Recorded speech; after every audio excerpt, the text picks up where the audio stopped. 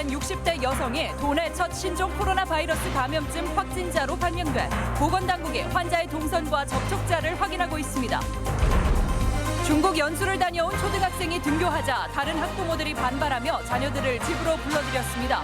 기관 간의 다른 입장이 혼란을 일으켰습니다. 지난달부터 도내 적설량이 기록되지 않고 포근한 날씨가 계속되면서 농작물 옷자람이 생기고 오히려 저온 피해를 우려하게 됐습니다. 안녕하십니까. 전주 MBC 뉴스데스크입니다. 신종 코로나 바이러스 감염의 우려가 도내에서도 현실이 됐습니다. 첫 확진 환자가 확인된 건데요. 중국을 오가며 경제 활동을 하는 60대 여성인데 1차 검사에서 음성 판정을 받아 음식점과 대형마트까지 돌아다녔던 것으로 확인됐습니다. 강동엽 기자입니다.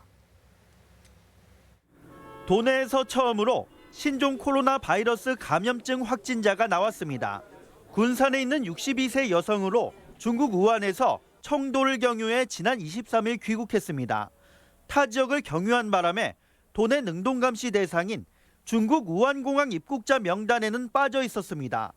오늘 오후 8번째 확진 환자로 확인을 하였습니다. 현재 즉각 대응팀이 나가서 추가 조사를 진행할 예정으로 지난 28일 감기 증상으로 1차 검사를 했지만 음성 판정을 받았고 이후 폐렴 증상까지 나타나면서 2차 검사에서는 확진 판정이 났습니다. 현재 원광대병원 음압격리병상에서 치료를 받고 있으며 건강은 안정적인 상태입니다. 군산으로 내려온 이 여성은 지난 27일 내과를 방문했고 1차 검사에서 음성 판정을 받은 뒤에는 아들과 함께 음식점과 대형마트를 돌아다녔던 것으로 나타났습니다. 도 보건당국은 이 여성이 다녀간 내과를 2주간 폐쇄 조치하고 음식점과 마트는 소독 조치했다고 밝혔는데 1차 검사에서 확진 여부를 가리지 못한 것은 바이러스가 활성화되지 않았기 때문이라고 해명했습니다. 바이러스가 몸 안에 들어왔는데 세포 안에 들어있으면 밖에서 이런저런 방법으로 해가지고 검출해서 검사를 할 수 있는 방법은 없거든요. 확진자가 나타나면서 접촉자 파악이 중요한 과제가 되고 있습니다. CCTV와 확진자의 카드 결제 내역을 토대로 확인 작업이 이루어지고 외국인 관리도 강화될 전망입니다. 대학과 긴밀히 협조해서 철저한 관리를 하겠습니다. 배에 대해서도 운항을 재개하게 되면은 관련 매뉴얼에 따라서 강력한 조치를 해 나가겠습니다. 우려했던 경유 입국자 문제가 드러나고 1차 검사에서도 사각지대가 나타나면서 신종 코로나 바이러스 방역망 관리에 대한 재점검이 시급합니다. MBC 뉴스 강동엽입니다. 이처럼 신종 코로나 바이러스의 불안감이 도내에서도 전반적으로 커지면서 사회 활동이 크게 위축하는 모습입니다. 당장 학교 졸업식은 물론 자치단체 행사나 스포츠 경기까지 영향을 받고 있는데요. 보건당국은 최선의 예방책은 개인 위생이라며 지나친 공포감은 경계할 것을 당부합니다. 박연선 기자입니다. 당장 학교 현장에서는 일생 단 한 번뿐인 졸업식마저 행사 규모를 줄이는 곳이 늘고 있습니다. 현 상황에서 졸업식 자체를 취소한 학교는 없는 것으로 파악되지만 대부분 학교가 학급 단위로 행사 규모를 줄여 가능한 다중이 모이는 상황을 피해가고 있습니다. 자치단체들도 예정됐던 대규모 행사를 전면 취소하거나 무기한 연기하고 있습니다. 익산시는 권역별 새해 주민과의 대화와 문화원 정월대보름 행사를 무기한 연기했고 완주군은 13개 군지역의 달집 태우기 등 대보름 행사를 취소했습니다. 프로스포츠 역시 영향을 받고 있습니다. 프로축구 전북현대구단은 다음 달 22일로 예정된 출정식을 전면 취소했고 프로농구 전주 KCC는 오는 일요일 서울 SK와의 홈경기부터 열화상 카메라와 온도계 등을 비치하고 입장객에게 마스크를 나눠주는 등 예방에 나서기로 했습니다. 도내에서 확진자가 발생하긴 했지만 전라북도는 여전히 지나친 공포심은 경계해달라는 입장입니다. 대신 손 씻기와 마스크 착용 등 기본 위생 수칙을 다시 한번 점검하고 발열과 기침 등 의심 증상이 발견되면 신속히 신고해 줄 것을 당부했습니다. MBC 뉴스 박연선입니다. 이런 와중에 전라북도와 도교육청의 엇박자 행정으로 불안감을 키우는 일이 벌어졌습니다. 중국 연수를 다녀온 학생이 학교 방침에 따라 등교를 했는데 학부모들의 항의가 이어진 겁니다. 가장 기본적인 등교 방침을 놓고 두 기관 사이에 벌어진 혼선 때문입니다. 허현우 기자입니다. 개학을 맞아 800여 명의 학생들이 등교한 김제의 한 초등학교. 오전 시간인데도 마스크를 쓴 아이들이 하나둘 나와 집으로 향합니다. 우리 엄마가 그냥 집에 오래요. 5명 안 왔어요, 우리 저희가. 중국 항저우로 연수를 갔다 중도 귀국한 아이 2명이 등교했다는 소식이 전해진 뒤였습니다. 단순하게 이제 마스크만 쓰고 학교를 보낸다는 그 자체도 그 아이와 접촉도 해야 되고 친구다 보니까 서로 손잡고 놀기도 해야 되는 상황이고. 학교 측은 학생들이 별 이상이 없는 상태에서 등교시키는 건 교육부 지침이라며 등교 방침을 고수하고 있습니다. 저희 이제 아침에 8시 전부터 소독하고요. 열 체온하고요. 마스크 받치도 하고요. 전북교육청은 2주간의 등교 중지 조치는 후베이성 지역에 한정된다며 중국의 다른 지역을 다녀온 학생들까지 확대하는 것은 더 큰 혼란을 야기할 수 있다는 입장입니다. 이 같은 혼란은 전라북도도 한몫을 했습니다. 교육당국과 상의도 없이 등교 대신 자가격리를 요청하는 공문을 시군교육청에 보냈기 때문입니다. 시도에서도 보면 그 해석의 미묘한 차이 때문에 좀 일부가 휴교가 있는 게 있는 것 같아요. 그래서 그걸 정확하게 짚어주시느라고 회의를 했고. 결국 기관 간 제대로 된 협의가 늦어지면서 애꿎은 연수 학생과 학부모들만 피해를 보고 있는 상황입니다. 아이를 무조건 학교로 보내라고 했는데 자진해가지고 병원 가서 아이 열이 있나 없나 확인하고 간 거예요. 그래서 데리고 나왔는데 결론적으로 어떻게 된 거예요? 비난은 제가 받잖아요. 현재 교육부는 해외 방문 학생의 등교 중지 기준을 중국 전 지역으로 확대하는 방안을 논의하고 있습니다. MBC 뉴스 허연호입니다. 신종 코로나 바이러스 확산으로 수출 기업에 어려움이 예상됩니다. 무역협회 전북본부는 전북의 대중국 수출은 전체 수출의 22.7%로 정밀 화학 원료와 동제품 등 대중국 의존도가 50%가 넘는 품목이 23개에 달한다고 밝혔습니다. 협회는 빠른 문제 해결이 이뤄지지 않으면 중국 경제 성장률은 1% 안팎, 국내 성장률은 0.5% 하락할 수 있다고 전망했습니다. 전주에 적설량이 기록되지 않은 것은 이번 겨울이 처음입니다. 너무 포근한 날씨에 월동 작물은 생육이 시작됐고 과일나무에는 물이 오르기 시작했는데요. 조만간 늦추위가 닥쳐올 전망이어서 걱정입니다. 유룡 기자입니다. 아직 겨울잠을 자고 있어야 할 보릿잎이 한 뼘 이상 자랐습니다. 일찍 깨어난 보리들이 뿌리를 길게 내리고 군데군데 우짜란 모습도 눈에 띕니다. 2월 중순에나 시작돼야 할 보리 생장이 벌써 시작된 겁니다. 갑작스러운 한파가 찾아오면 손 쓸 방법이 없기 때문에 눌러주고 거름도 주느라 농부들이 벌써부터 고생입니다. 이 보리나 밀이 우짜란 경우가 많이 있습니다. 너무 그냥 날씨가 따뜻하다 보니까 우짜라가지고 결국은 이게 나중에 수확할 때 수확량하고 영향이 있지 않느냐.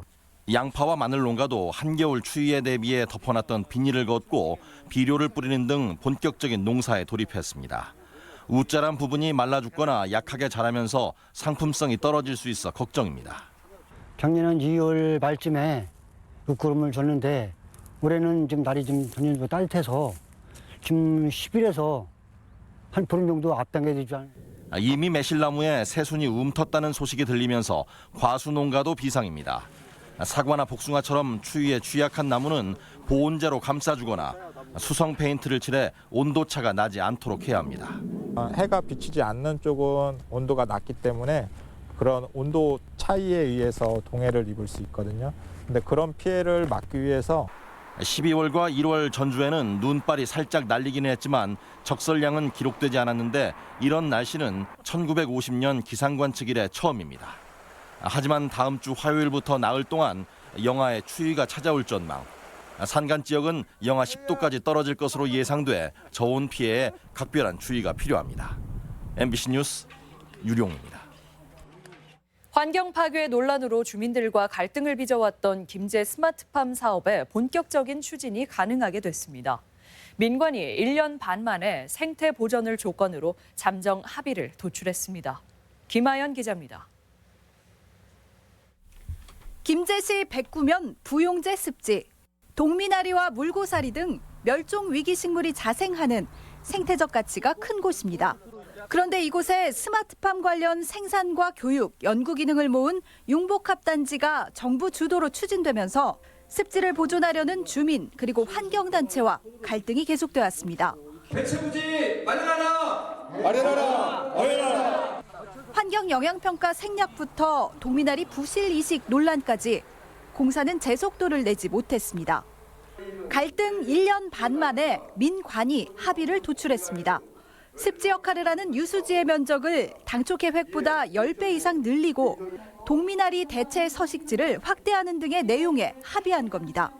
온실 면적과 높이는 줄이고 생태 친화적 공간을 늘리는 내용도 담겼습니다. 생태습지의 가치와 기능들을 유지한 상태에서 미래농업이라고 할 수 있는 스마트팜 시설이 들어올 수 있게 합의한 부분들, 이런 부분들이 나름 큰 의미가 있다고. 주민들은 습지의 원형을 보존하지 못한 상실감은 여전한 만큼 향후 합의 사항을 철저히 이행해 줄 것을 당부했습니다.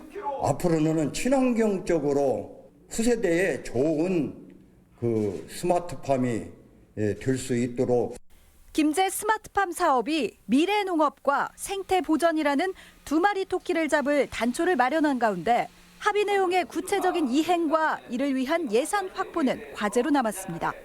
MBC 뉴스 김하연입니다.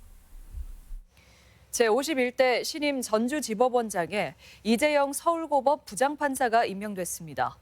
이재영 신임 전주지법원장은 서울 출신으로 28회 사법시험에 합격하고 대전지법 판사를 거쳐 2013년부터 줄곧 서울고법에서 부장판사를 지냈습니다.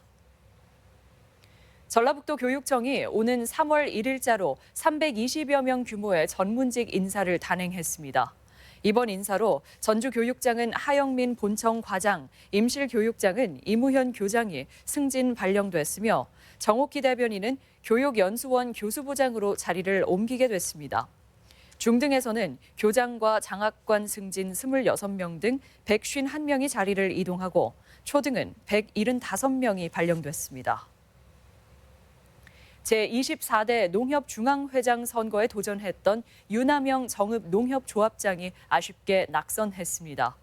유 조합장은 결선 투표에서 293표 중 116표를 얻어 177표를 득표한 이성희 전 낙생 농협조합장에게 패했습니다. 유 조합장은 10명의 후보가 나선 선거에서 2위로 결선 투표에 진출했었습니다. 다음은 희망 2020 나눔 캠페인 성금을 전주 MBC에 맡겨주신 분들 소개해드립니다. 전주 온누리 안과 병원에서 100만 원 보내주셨습니다. 보내주신 성금에 감사드립니다. 여성 만학의 꿈을 실현하는 전북 도립 여성중고등학교의 20번째 졸업식이 열렸습니다. 올해 졸업생 54명은 정규 과정을 거치며 각종 자격증 등을 취득해 주위의 축하를 받았습니다.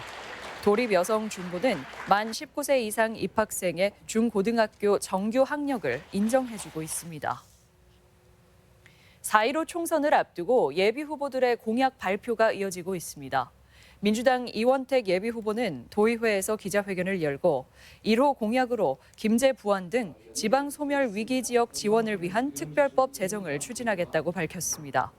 또 새만금 국제수변도시 조성과 관광 레저용지 60만 평 개발, 국민연금공단 연수원 유치 등을 약속했습니다.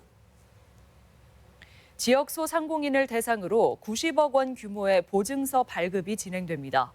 전북신용보증재단은 도내 소상공인의 자금난 해소를 위해 하나은행과 협약을 맺고 90억 원의 특별 보증을 지원하기로 했습니다. 지원 대상은 신용등급 7등급 이상의 소상공인, 창업기업, 일자리 창출 기업으로 업체당 최대 5천만 원까지 보증서가 발급되는데 보증 수수료는 0.8%입니다. 전라북도 교육청 산하 모든 기관과 학교가 함께 사용할 수 있는 교육 메신저 시스템이 개통합니다. 전북권 뉴스였습니다.